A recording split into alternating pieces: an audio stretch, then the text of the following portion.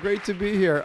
This is my three favorite institutions. The Strand, where this is sort of my neighborhood store, and my kid loves it.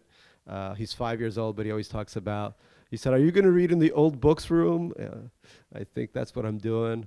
Vulture, which I read voraciously. Oh my God, it's so good. And Boris Kochka, whom I've known for, since I think I started this racket. How many years ago? 2002. Oh my God, I've been at this for 16 years. Thank you. Thanks for reading. So tonight I'll just briefly read from Lake Success. That's my latest book. It's got a great cover. I'll say that much for it. The text is, thank you. Yeah, did you design it? No, okay. Because you were clapping. Yeah, okay. It's really bright, you know. It's the kind of cover that is great to have at home because it signals, you know, that you're a reader. And it can also be visible from, like, you know, across an airport, which is why they made it so bright.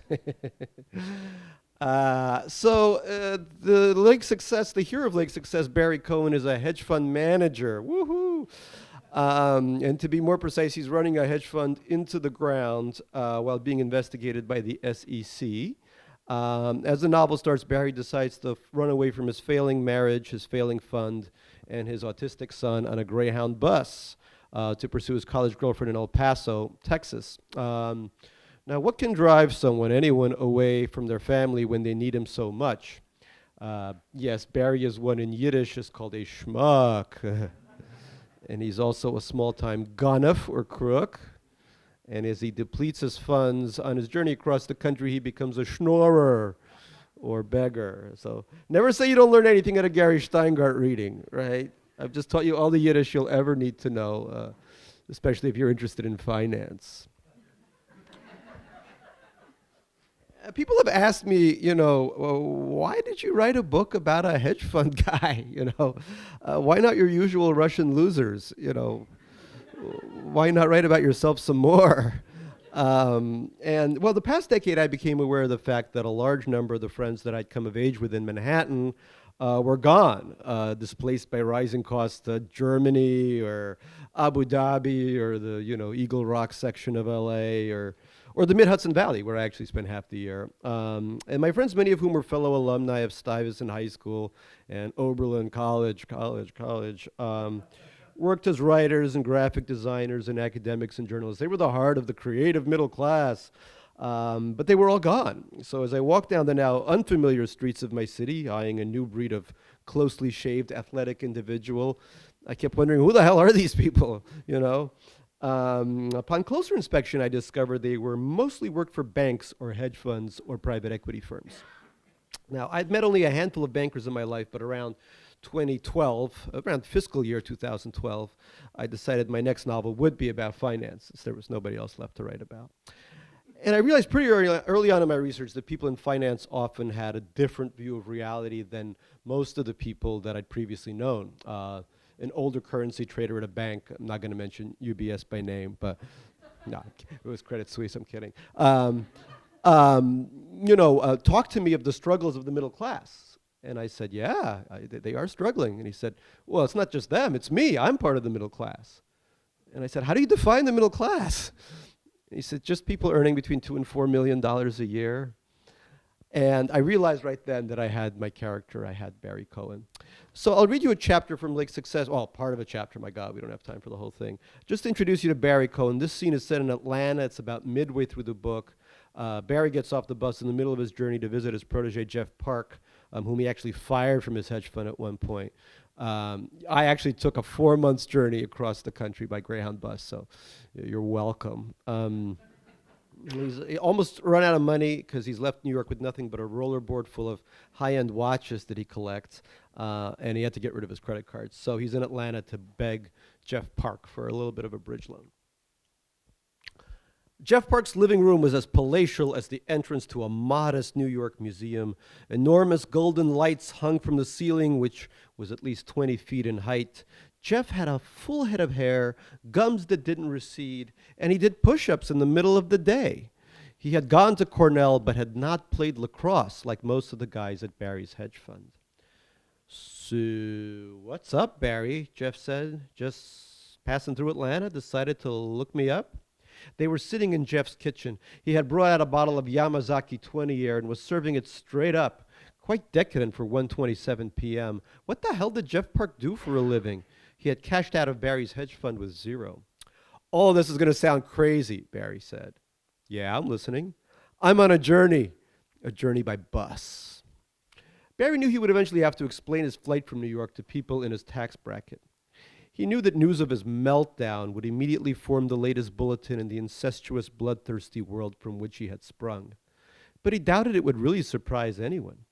The people in his world could be nuts. One fund was essentially a cult with its own Bible, ritual mind control, and feats of strength. One fellow at another fund, a quant billionaire in training, played piano at a third-rate bar while passing around a tip jar. Like your first ankle monitor bracelet or your fourth divorce, the occasional break with reality was an important part of any hedge fund titan's biography. The things I've seen, Barry said, and he told Jeff a few of his Greyhound adventures so far. Jeff Park seemed interested. He poured more drinks, although he insisted Barry chase his with water. Sounds a little bit like you're doing a middle-aged version of On the Road, Jeff said. Like that one-eyed Mexican dude in New Jersey you said fell asleep on your shoulder. That sounds pretty Kerouac. That's exactly right, Barry shouted. Oh, no wonder he had picked Jeff Park to host him. The man had literary sensibilities beyond most of his colleagues. They really did a good job of educating up at Cornell. I used to take the Greyhound to visit my uncle's family in Savannah, Jeff said. Everyone there looked at us like we were freaks. Everyone looks at me like I'm a freak. You kind of are a freak, Barry. Barry took that as the highest of compliments. He was bonding with this former employee whom he had fired. They were going to be friends now. So are you from around here originally, he asked. Yeah, I moved back down to take care of my parents. And your parents are, I want to say, from China. Close enough, Jeff Park said. My wife is Indian, Barry said. Rock, Jeff said.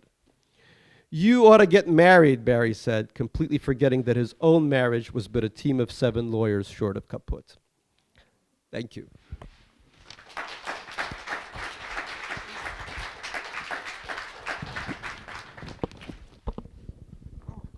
It's not very sturdy. I know, it's not. Well, an institution, thank you. That's like... Yeah, I blurb a lot. So being of a certain age. This thanks. is my blurb.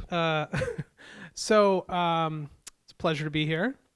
I thought we could start by talking a little about how the book came to be. So the prehistory of the book, I think, if you were serious about this, was that you were writing an international thriller that across 14 different cities. Yeah, it was 11 cities. Oh, 11, sorry. Yeah. And then you decided not to do that. Yeah, I suck as a thriller writer. I discovered that really early on. I just don't know what thrilling is, you know. I don't know how to thrill. I found this book thrilling. Thank you. So there are a couple of different elements here. There's the hedge fund. There's the creeping Trumpism. There's how did those elements come together to make a book? I mean, what came first? Well, first was the hedge funds, and you know, as I said, I realized that everyone I knew was gone. You know, nobody can afford this place anymore. So I wanted to write about who was left. I mean, I've been a sort of chronicler of New York in my past couple of books. And so I started to, I said to a friend of mine who's a journalist at Bloomberg, now at Barron's, and I said, can you introduce me to some of these people? And she did. And what was interesting was that many of them had read my books, but many of them had also grossly misinterpreted what I'd written. Some people thought Super Sad was a critique of the Obama era. I mean, what? I mean, it was a book about a social media-driven crypto-fascist regime, you know, like some regimes today. And so when I was introduced to them, they were very happy to meet me because what I found out recently, really immediately, was that they were not happy people. They'd spend most of their time competing against one another at the office on their Bloomberg terminals. Then they would go, you know, afterwards they would meet up for a game of high-stakes poker, you know, where they would compete with each other some more. And they were completely estranged from their families. Their families couldn't understand them. So I became like the hedge fund whisperer, and I became somebody they could, you know, tell all their secrets to. Did they talk to you about their discontent, their unhappy marriages, all of that stuff? all the time. Really? I mean, day and night. And I do mean night, because we would get trashed. People have this idea of people in finance as being these really healthy. They're always on one of those runs, you know.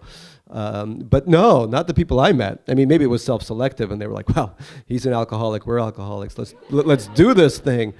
But I remember like waking up at 5 a.m. And my wife trying to unbutton, you know, and push air into my lungs because I was just lying there like a beached whale.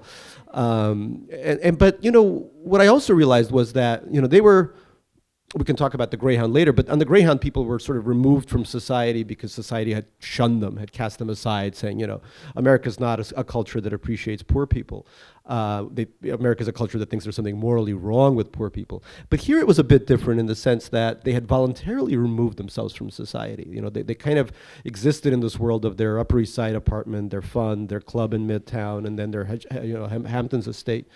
And this trickled down to their families. You know, my kid was applying to these, you know, fancy schools or whatever, and I asked them where should he go, and one of them said, the wives of one of them, the hedge funders said, oh, he should go to ethical culture. And I said, why? And she said, because it's so diverse. And I said, really? Yes. That's kind of was my reaction. Great laughter. And she said, no, you don't understand. Some of these kids, their dads aren't even hedge fund managers. They're just doctors or lawyers. And I realized that all of them, it was, you know, like watching that show, The Leftovers, Tom Perotta's thing, where they departed, you know, they departed to another world, their own world. Those status details, how much did you have to ratchet it up? None. Zero. Really? Yeah. And almost all the stuff that happens in this book, whether on the Hound or among hedge funders, yeah, we called it the Hound or the dog, almost all of that happened. So there's almost nothing that's made up. The crack? So, okay, I was about to say, the one damn thing I couldn't find on this journey was a nice crack rock. Crack does play a role in this book. So when I started out, I was like, I gotta get me some crack.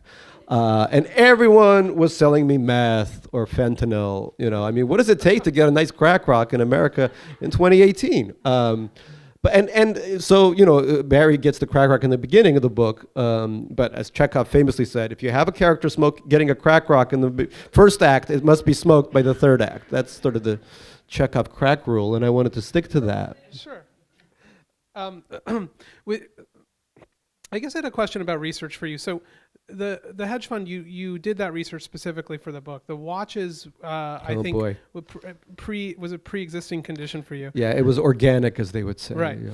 What is the relationship between your obsessions and your fiction? I mean, do you just start writing a book and just work everything that you're interested in into the book? So a book takes 3 years to write and a year to promote. That's what I'm doing here.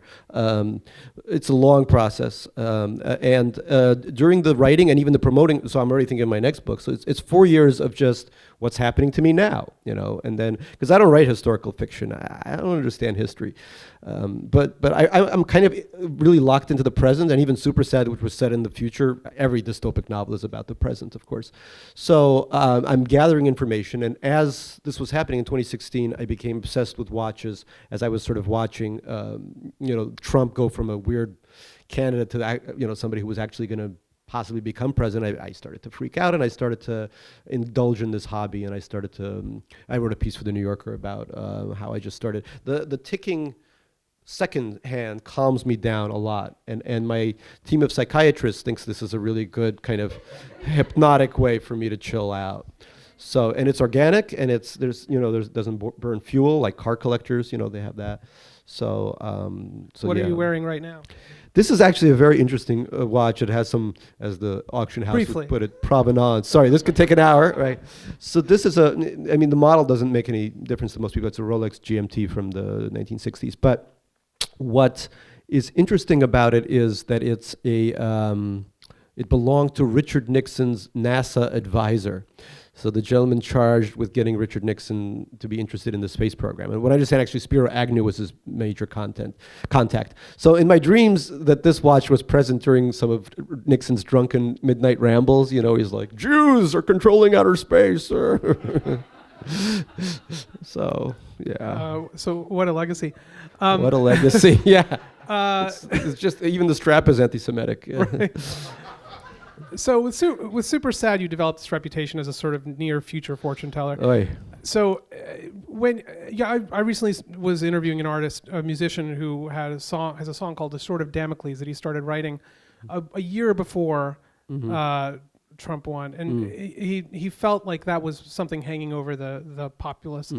I guess I just want to ask you: was there some sort of part of your brain that was imagining this possibility, and that the book was a response to that possibility? Yeah. Oh, you mean in Super Sad? Yeah. Oh, yeah. No. In 2006 through 2009, when I wrote the book, of course I thought that the social media-driven crypto-fascist regime would happen like 20 years from publication. It took 8 years. Yeah. This is like the nightmare of being the, Nostradamus of 2 weeks from now. But I knew things were going off course. You could feel it. I mean, there's the flags were getting bigger, the sense of, and also the rise of China, I think, is a very important component. America can only believe in itself as the top dog, and it became very clear that it simply wasn't going to continue. And I think that was played a big effect on people. I mean, remember that I was born in a superpower that went off the rails, and so were you, right? Yeah, we were both born in the Soviet Union. So like every superpower I live in collapses. When I go to China or India, they're like, please stay back. Do not cross the immigration line. I wanted to ask you, your son is I think a day older than mine, so yeah, I always remember that. Yeah. This book is so much about this this feeling. It's about an evasion of parental duty. It's obviously not a situation based on your life. Well, yeah. I'm on a 3-month tour. I don't even know what he looks like anymore. Yeah. Do you think that it's the? I mean, you couldn't have written the book the way that you did without having that in your life, or? I think so. I think this is the first sort of post-parenting book. Little Failure, my memoir, was written in a response to, I knew we were going to have a kid, and I wanted to put down a record for later for him so he could know exactly what his father was about, the good and the awful of it. But this book is the first book where there is, at the center of the book, there's two relationships, one between a father and a son, and he evades his son, as you mentioned, for a while, but not to give away too much, but there is a kind of arc to that story. And it's also the relationship between a mother trying to take care of a son, and the son is autistic and nonverbal and all these things. So it's that's done because yes, it's about hedge funds in some way, and it's about Trump in another, because Trump started to invade my book in 2016. But I think every novelist wants to write about families. He wants to write about the relationship between parents and children, between couples, and the rest of the stuff is sort of it's the backdrop. At least that's how I started out. I thought I didn't realize, again, not thinking that Trump would win. I thought the political part would just be the backdrop of the book. The way if you write a novel about if you make a movie about the 1980s, there'll be a Rubik's Cube on the desk to just, tell you what era you're in. And I thought Trump would be this little thing that would come and go. And yeah.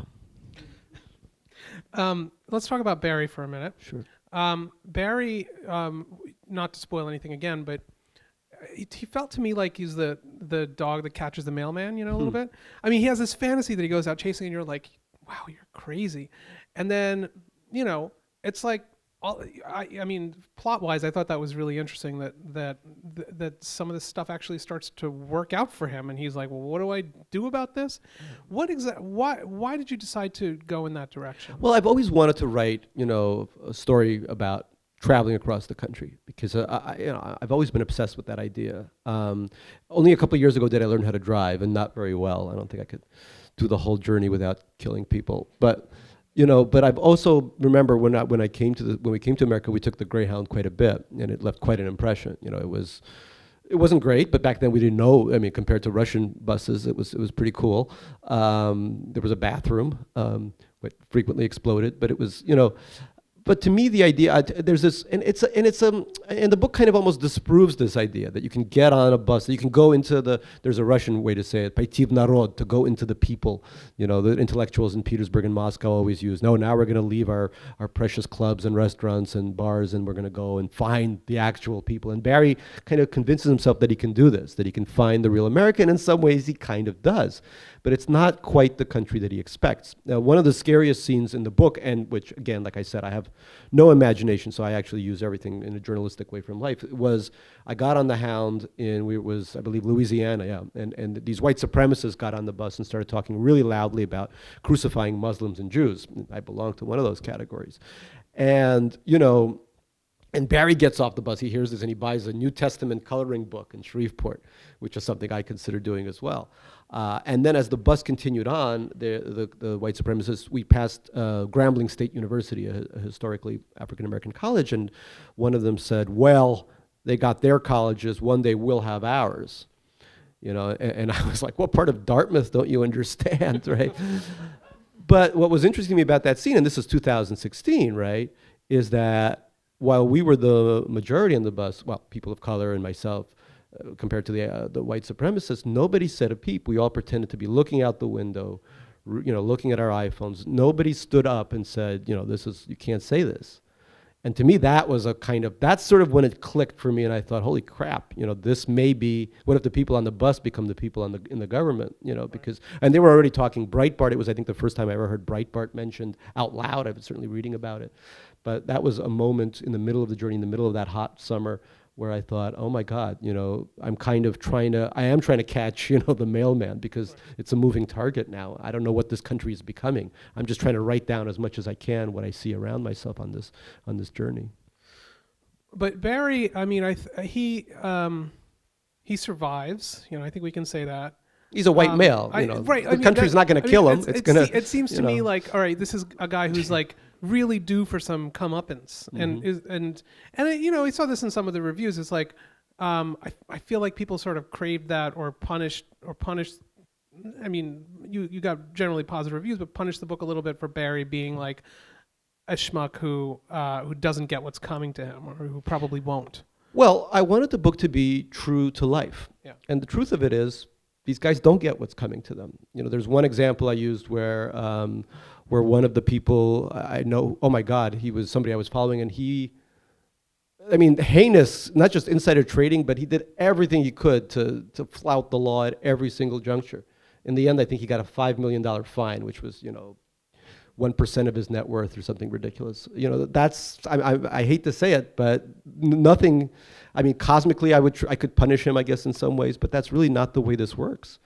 We live in a society where these people aren't punished. In fact, they're constantly rewarded. And we allow, once somebody has any kind of success in business, we give them there's this idea that, they can do anything. We worship money so much in this society that we think, we elected a billionaire, so quote unquote, a self-made billionaire, if you hear him talk about it.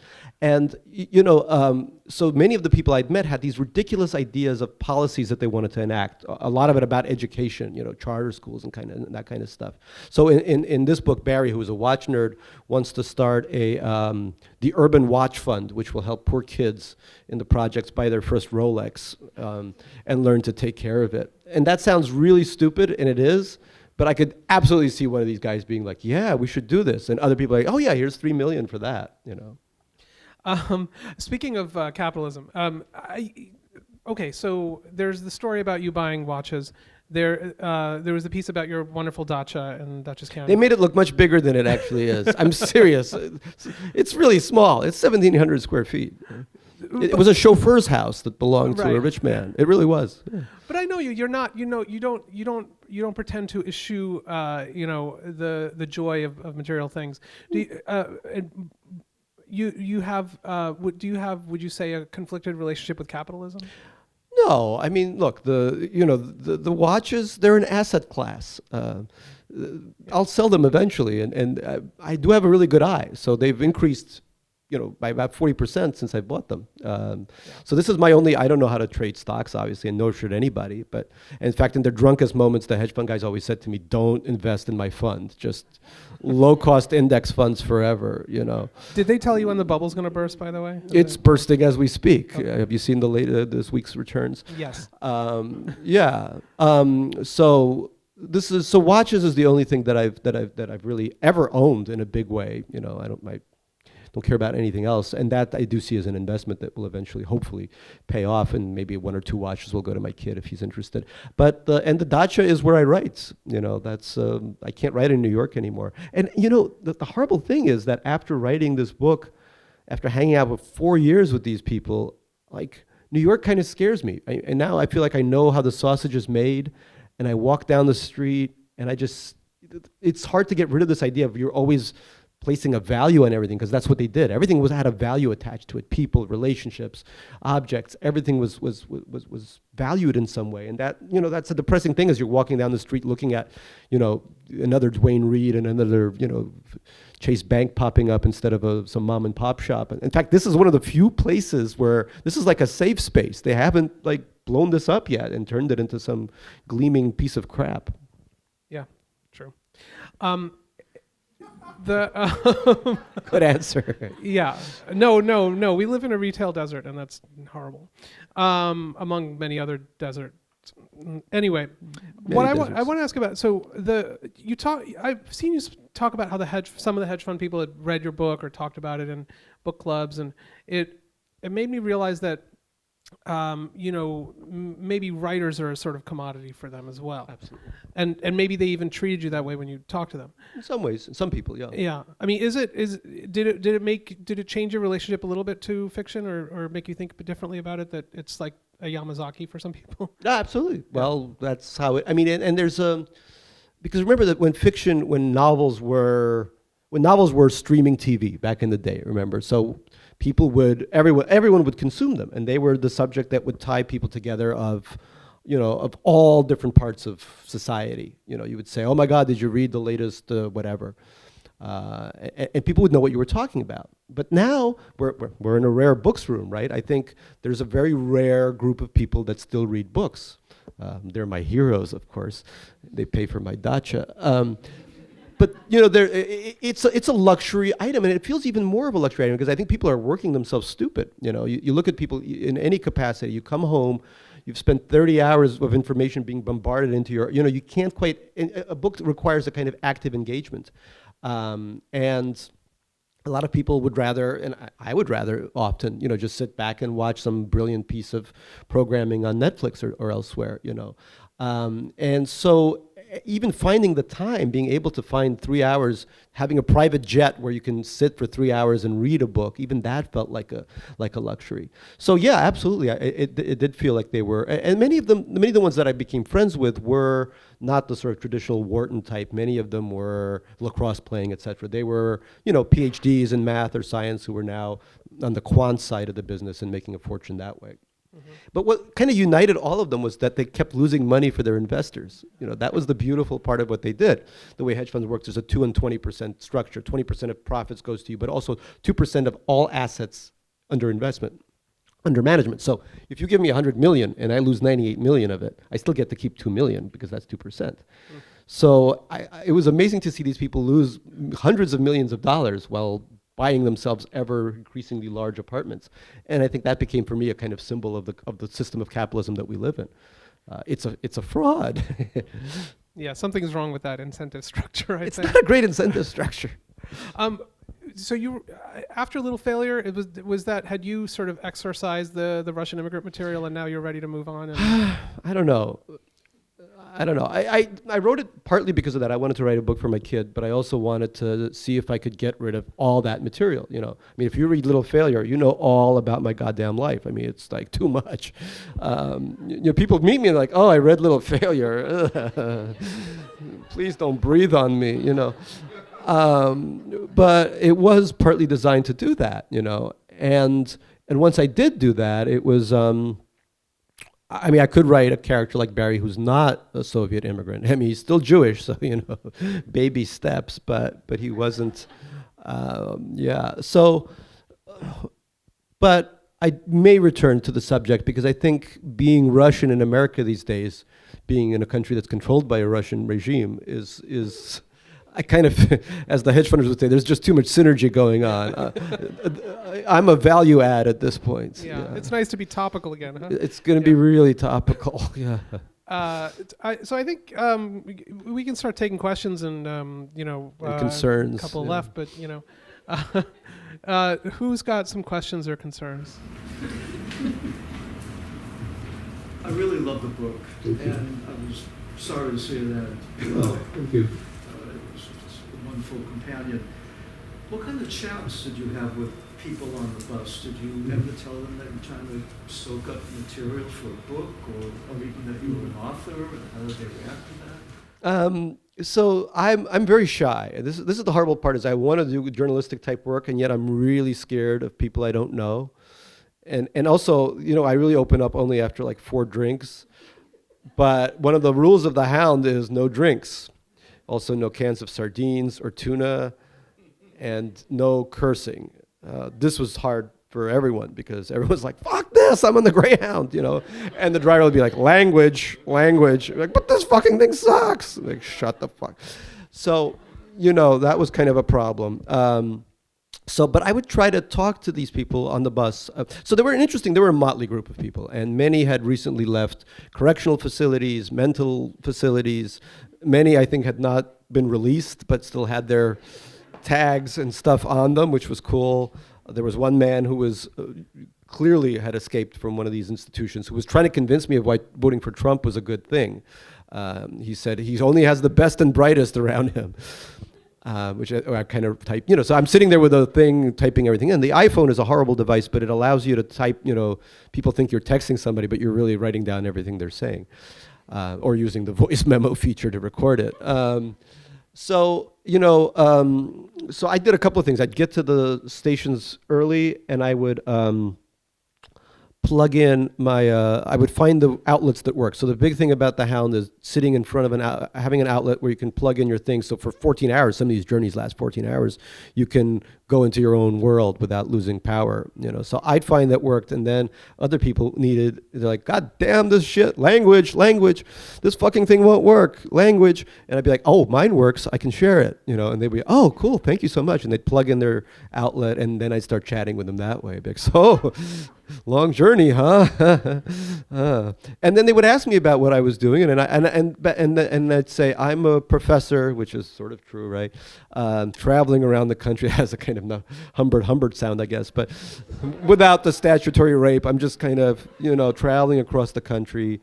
They were so sweet. There was a woman who sort of was a template for a character, one of the templates for a character, and she said, I told her I was a writer, and she said, and she was young too, and she was like, "Oh, that's so lovely, because people are always going to want to read." And I'm like, "Let me introduce you to Super Sad True Love Story," a book that proves otherwise. But it was, I mentioned the white supremacists, but there was also a great deal of hope on the Hound. There were people, really first-generation students. Some of the best people I've met on this journey I loved El Paso. There's a 70-page El Paso chapter.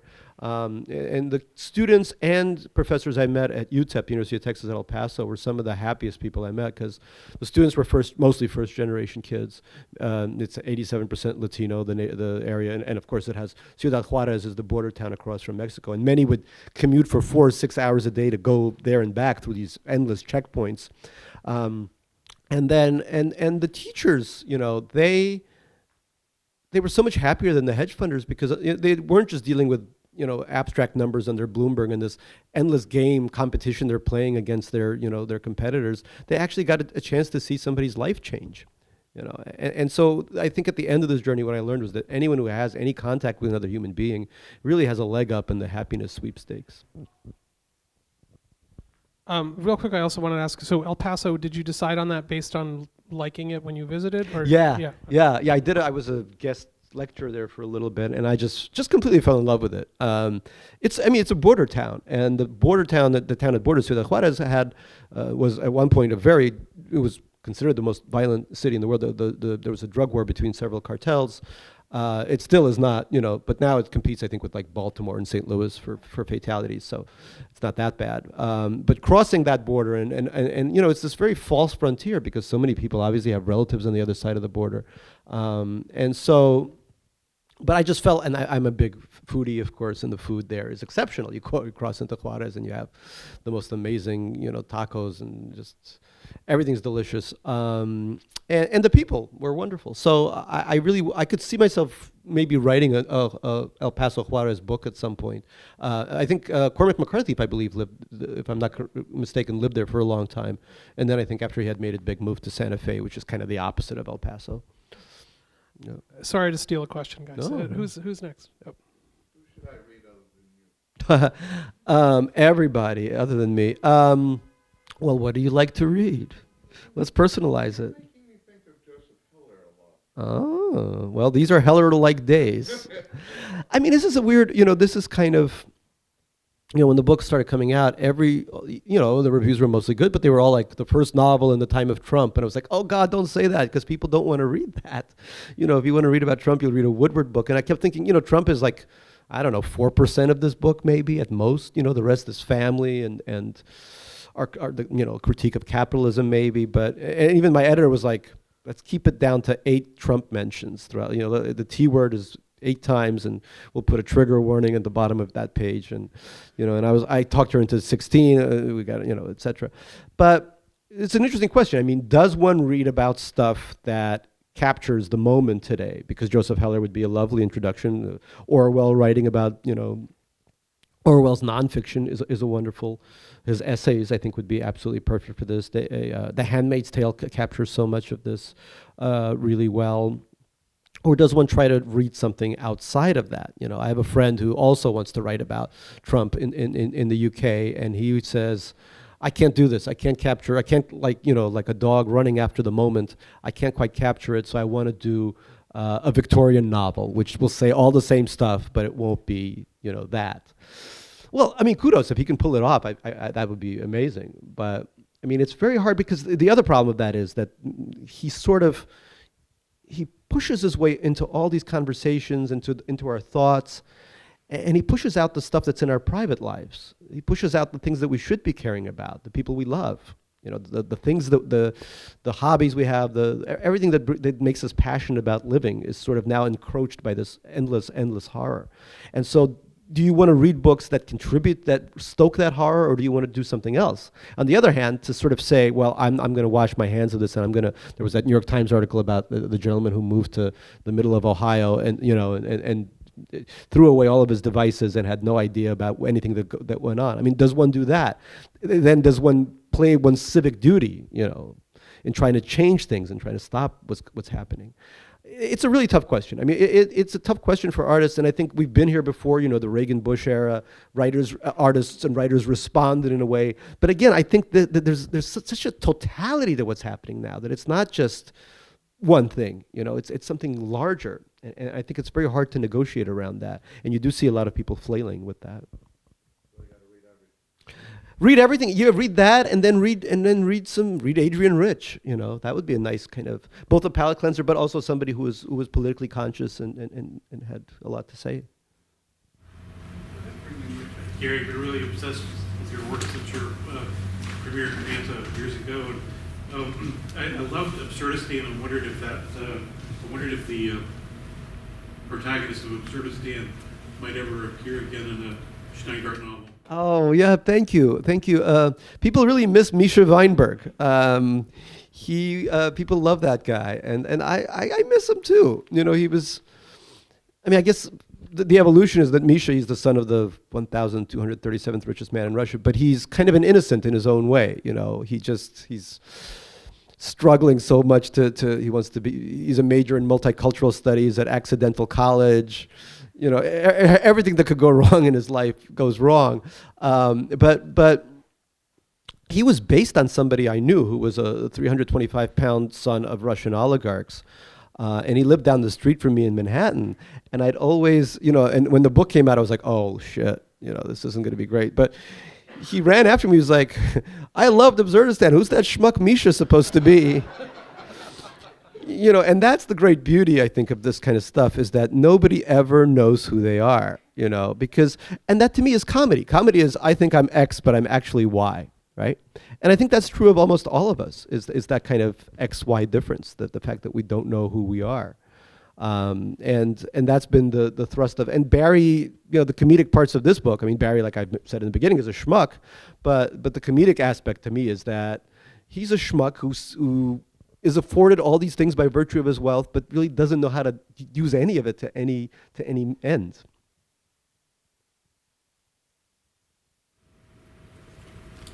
I did not read the book.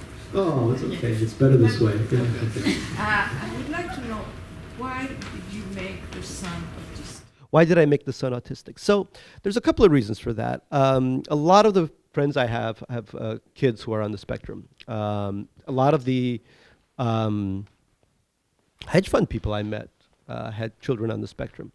And most of them did not have a Barry-like reaction, I'm going to get the hell away from this. But there was a kind of reaction of, this is a feeling that all their lives they've been striving toward perfection. Everything has to be perfect. One of the first lines between Barry and Seema is, Barry's angry that they have this autistic kid, and he says, "I married you for your young, perfect eggs," which is a horrifying thing to say. But Seema, his wife, the child of Indian immigrants, also, I think in some ways, is ashamed of the fact that she has an autistic kid, because she wants to represent to her parents just how brilliant their kid is. And so there's a constant lie on her side as well. So the idea of perfection is something that permeated the families, not just the hedge fund managers, but their wives, and they're mostly wives as well. So that was one motivation. Another motivation, as I look back on my life, so the most horrifying parts of my life were clearly Hebrew school, which is true for anybody who's went through a yeshiva. But when I came, and this was 79, during the sort of the Cold War, 1980, the Reagan years, being a Soviet, and I was dressed in the whole regalia, just a giant thing made out of gerbils, coats. My nickname was the Red Gerbil. It had a terrible smell. It was so bad, I remember in Hebrew school trying to convince people that I was not born in Leningrad, but in East Berlin.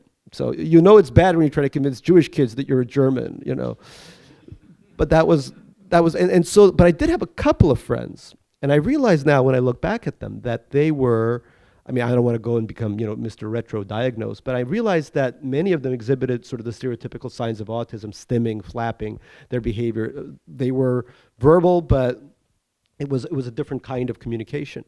And they were the only people that would be friends with me. And I realized that without them, I couldn't have quite made it. So I've always had a kind of close connection, I think, to people on the spectrum. And the last part of it is just meeting Temple Grandin 2 years ago and hanging out with her. And that was truly spectacular, because this was, we went to a very boozy lunch.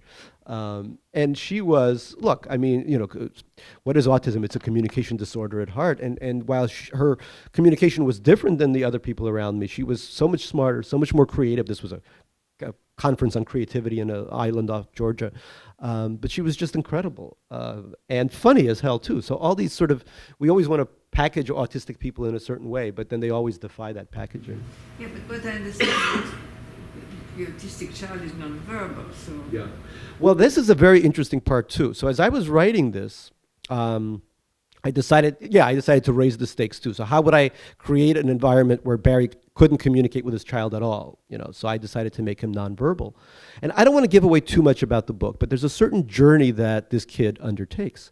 And after I completed the book, I got emails from parents who had the exact same journey, which was absolutely amazing. Again, I can't quite give away what it is. And it's not that he becomes verbal, but there's a surprise at the end of the book, which I thought I was kind of working with material that I thought I was kind of making up, and I didn't know if it was true or not. But in the end, it was.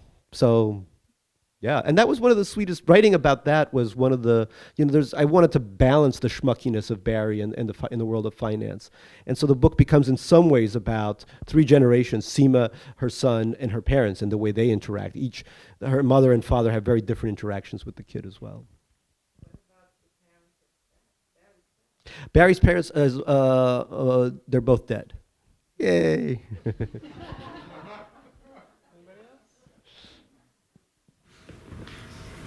I'll ask a question. I had seen you at the Tenement Museum, and you discussed, I think, Super Sad, and you spoofed on your mom and dad, and I laughed.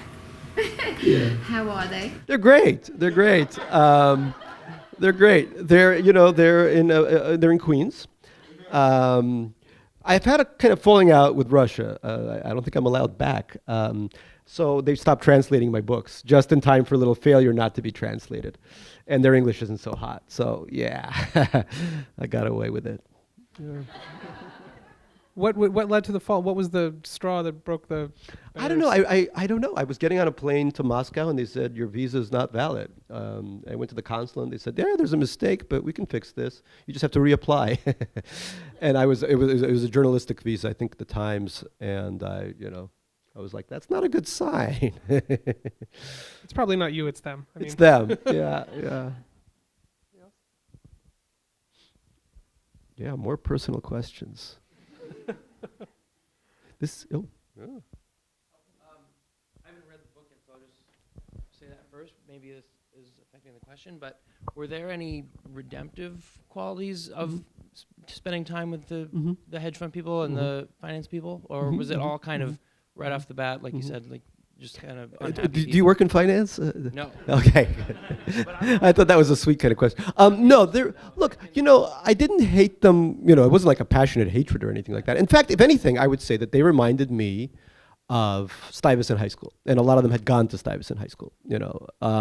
They were, when I went there and when they were in high school, mostly they were lower middle class, I would say, sort of striving families, not quite making it. Maybe was something, a connective tissue there.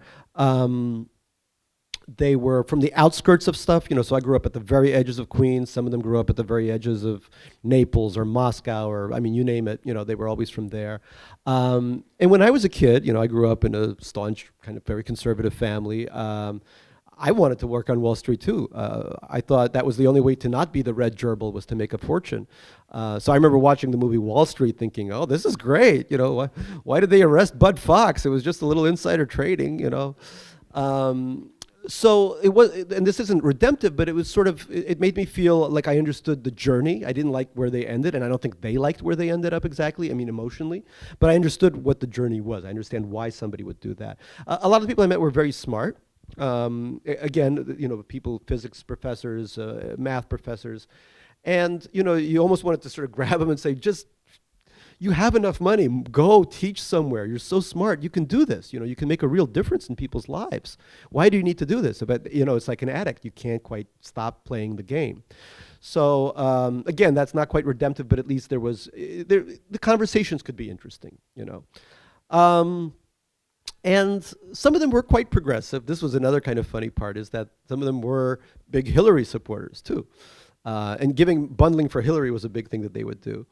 And there's a scene in there which is a party at a hedge fund election day party, which I actually went to. It's kind of taken from there. And one of the people I met would say to me, I'm a progressive, Gary. I pay some of my taxes. I don't offshore everything. I pay 5-10%, just straight up, out of the kindness of my heart. So I'm not one of these awful people, But again, that kind of self-delusion was cute. How did you decide to have the wife be Indian heritage? How did I decide for the wife to be Indian heritage? Well, again, this is going back to the Stuyvesant sort of question. Is I didn't want to write a story where everybody was Caucasian. I thought that would not work, and I thought, especially if it's going to be set in modern day Manhattan, I wanted to have as many groups as possible. So Stuyvesant was great in that sense, that I went to a school that was that multicultural, because my worldview since then has been, I don't really know any WASPs, If you are one, please introduce yourself at the signing line, because I'd like to write about a WASP one day. But Cohen's your last name, great. You're not of any help whatsoever. Another Cohen. Somebody actually came up to me in a line and said, hey, I'm Barry Cohen, and I work in hedge funds, and my kid is autistic. And I'm like, oh, shit. Here comes the lawsuit. So in Super Sad, it was kind of a duet between a Korean-American woman and the usual kind of Russian nebbish. But here the idea really was, the big difference is, just that I wanted to write about a character who was not, the usual Shteyngart scenario is it's a character trapped in a system. The system could be the Soviet Union or Hebrew school or whatever. It's something you have to get out of, But here I decided to have somebody who was a part of the ruling elite, and that makes it somewhat different. Anybody else? One last question? Oh, I was just gonna say, I read the book and then I gave my library copy to my mom, and she like cried from, she identified with the father, not identified, but of Seema, because it reminded her of her father so much. So people react to things in different ways, but she was literally crying.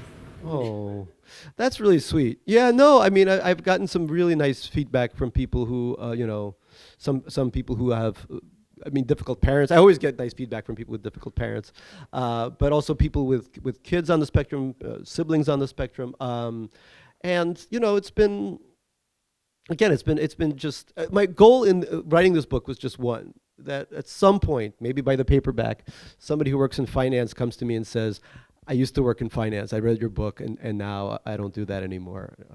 Now I sell books at the Strand, or I'm a social worker, or I'm a social worker at the Strand, which really should be a position. If something like that happened, that would make everything worthwhile. Everything. I saw the one Strand reference in the book, I think, is when Barry fantasizes about buying books by the foot from the Strand. Yes, he does that because he buys this giant house in upstate, and he wants to furnish it. He doesn't want to read everything, but he just wants to furnish it with all these books. They do have it here. I know, yeah. I don't do that. My books are, artisanal. Farm to table. I think that's all the time we have. I think there will be a signing. I'll after sign this. anything. Yeah. Yeah. People have been giving me watch straps to sign, and the usual asthma inhalers and anxiety meds. So whatever you got, I will sign it. Thank you so much Thanks, for this. Boris. It was lovely. Yeah.